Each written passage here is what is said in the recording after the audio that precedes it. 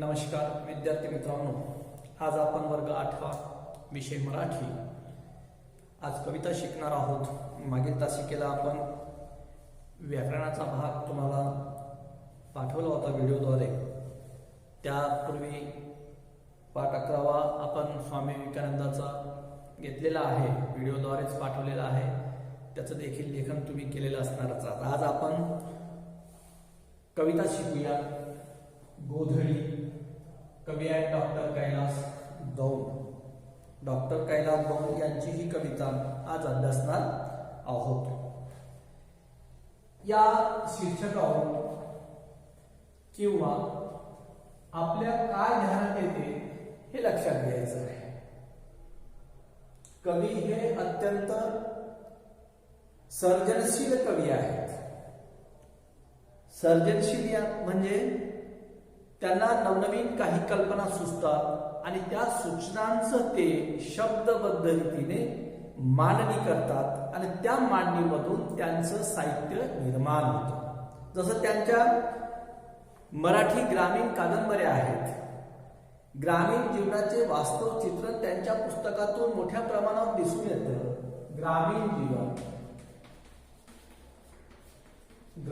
जीवन हे त्यांच्या साहित्याचे प्रमुख अंग आहे। डॉक्टर कैलास दौंड यांच्या साहित्याचं प्रमुख अंग जे असेल तर ते आहे ग्रामीण जीवन। ग्रामीण जीवनाची बोलीभाषा, ग्रामीण जीवनाचं राहणीमान आणि एकूणच ग्रामीण जीवनामध्ये शिक्षणाचं असलेलं निराशावादी चित्र हे त्यांच्या साहित्याचे फार मोठे ऑप्शन मी या ठिकाणी म्हणतो आहे ए आहेत। आणि म्हणून या चित्रणासोबतच ते कादंबरीकार आहेत, लेखक आहेत आणि कवी देखील आहेत। त्यांच्या कवितेची पुस्तकं बघा। भोग सरुदे उन्हाचा, भोग सरुदे उन्हाचा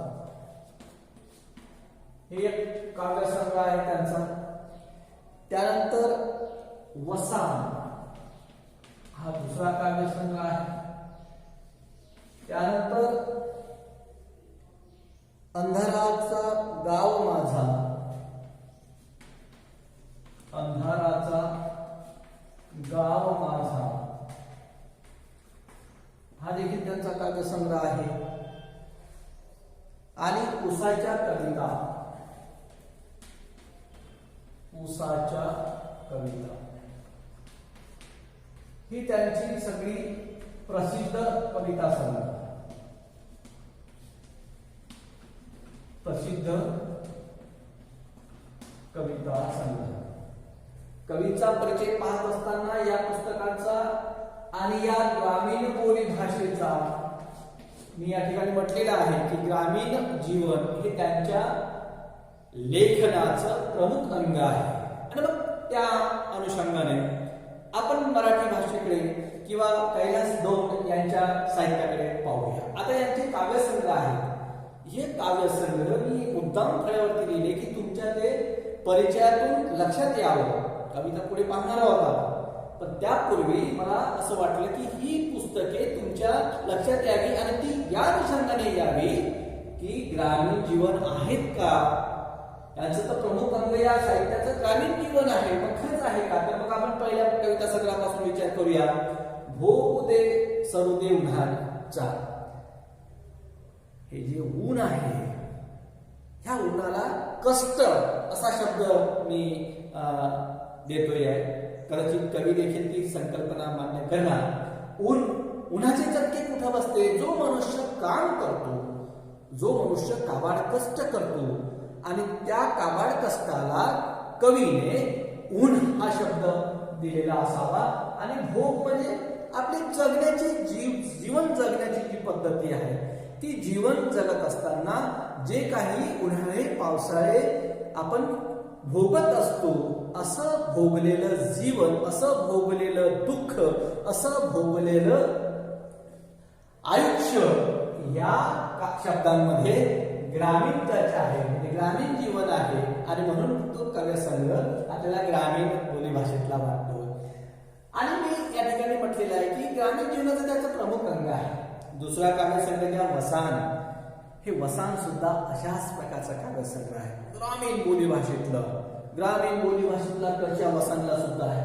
अंधाराचा गाव माझा, गरिबी आहे, दुःख आहे, दारिद्र्य आहे, पिचलेला समाज आहे, मागासलेला समाज आहे, बोलीभाषा नाही, शिक्षण नाही, आणि या अशा अवस्थेमध्ये कवी त्यांच्यामध्ये उजेडाचं झाड पेरत आहे.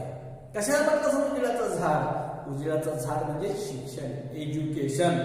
आणि ही पॉलिसी अडॉप्ट केल्यानंतर कैलास दौंड थांबले नाहीत, तर ते पुढे जाऊन एक कविता संग्रह त्यांचा प्रकाशित झालेला आहे, उसाच्या कविता.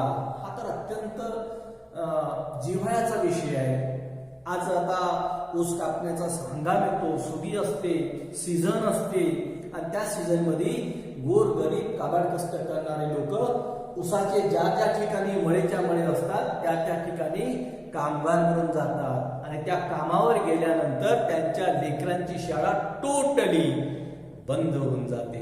आणि त्यामध्ये त्यांनी त्या उसाच्या कवितांमध्ये त्या ग्रामीण लोकांचं, कष्टकरी लोकांचं, शाळेत न जाणाऱ्या मुलांचं, त्यांच्या पालकांचं, एकूणच समाज जीवनाचं चित्र या उसाच्या कविता या काव्यसंग्रहामध्ये कवीने केलेलं आहे. या कविता संग्रह त्यांचे सगळे प्रसिद्ध आहे.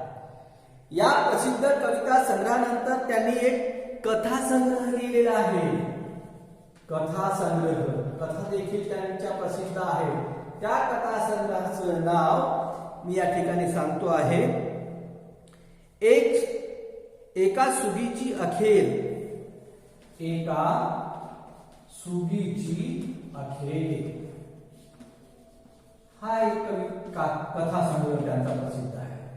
सुगी, मी आता इथे म्हटलं होतं उसाच्या कवितेच्या संदर्भानं हंगाम, सुगी, सीझन, ऋतू या पद्धतीची अखेर त्याच्या कथा संग्रहात सुद्धा आहे. आणि हे सगळं साहित्य ग्रामीण जीवनाशी निगडीत आहे. आणि म्हणून मी मगा बोलल्याप्रमाणे की गोधडी देखील कवींची कविता, कवींचा परिचय बघत असताना कवींची कविता गोधडी देखील ग्रामीण जीवनाचं रेखाटन अत्यंत ताकदीनं मांडते आहे. आता काय ताकद आहे त्याच्यामध्ये? गोधडी शब्द म्हटला, आता आपल्याला थोडं आता यांच्या या कविता संग्रहाकडून थोडं आपण आपल्या गोधडीकडे वळूया, जाऊया. काय आहे गोधडी म्हणजे? आपल्या घरी भाकड असते, आपल्या घरी आईच्या लुगड्यांमध्ये काही बोचके म्हणजे वाया गेलेले सगळे कापड एकत्र करून आईने त्याची गोधडी शिवून घेतलेली असते. वाकड, देशमुखी वगैरे म्हणतो आपण. आणि ती देशमुखी, ती वाकड आपण उठता बसता, झोपता, दिसता आपल्या घरामध्ये ती पांघरून देखील घेत आहोत, अंगावर देखील घेत आहोत, किंवा अंथरून सुद्धा टाकत आहोत. आणि त्या गोधडीचं वैशिष्ट्य आहे की त्या गोधडीतून मुलायम, उष्णता, उबदार जीव. आता ऊब म्हणजे पहा काय जीवन आहे. गोधडी आहे, गरिबीचं प्रतीक आहे, कष्टांचा पदर त्या गोधडीला लागलेला आहे. आणि असं असताना देखील त्या ठिकाणी उबदार जीवन कवीनं रेखाटण्याचा प्रयत्न केलेला आहे. काय हे उबदार जीवन? त्या गोधडीला असणारा मुलायम धागा, त्या गोधडीत असलेली आईची ममता, त्या गोधडीच्या कबरला असणारा बाबाच्या धोत्राचा सदरा, धोतर, हे सगळे शब्द ग्रामीण जीवनाशी निगडीत आहेत. आता इतकंच नाही तर हेच लोक कालांतराने शहराकडे देखील येत आहेत. असं असताना कवी या गोधडीमध्ये उद्याचं समृद्ध जीवन, उद्याचं समृद्ध शिक्षण, उद्याचे येऊ घातलेले विज्ञान तंत्रज्ञानाचे डोस आमच्या विद्यार्थ्याला कसे पेलता येईल अशा प्रकारचा आशय या गोधडीमध्ये कवीने मांडण्याचा प्रयत्न केलेला आहे. ही गोधडी केवळ पांघरून नव्हे. आता या ठिकाणी एक या तुमचा आशय मी लिहून घेतोय, पांघरून नव्हे. ही गोधडी केवळ पांघरून नव्हे. मी बघायला म्हटलं होतं गोधडी आपण अंगावर घेतो आईची वगैरे, शिवून वाकळ वगैरे म्हटलं होतं. ती गोधडी म्हणजे केवळ पांघरून नव्हे तर दारिद्र्याने पोळलेल्या जगण्यावर फुंकल घालण्याचा प्रेमाचा आविष्कार आहे. प्रेमाचा आविष्कार. दारिद्र्य आहे, दुःख आहे, गरिबी आहे आणि अशात देखील ही गोधडी आमच्या अंगावर केवळ पांघरून म्हणून नाही तर त्यामध्ये असलेलं प्रेम, त्यामध्ये असलेला जिव्हाळा, त्यामध्ये असलेली आपुलकी या गोधडीच्या प्रत्येक धाग्यामध्ये घट्ट बांधलेली आहे. आणि म्हणून कवी असं म्हणतात की या गोधडीला मायेचा स्पर्श आहे. कशाचा स्पर्श आहे? मायेचा स्पर्श. माय शब्द निघाला की वामन निंबाळकरांची माय आठवते. माय शब्द निघाला की वामन निंबाळकरांची माय आठवते. माय शब्द निघाला की साने गुरुजीची आई आठवते. आणि माय शब्द निघाल्याबरोबर फमू शिंदेची आई देखील आठवते.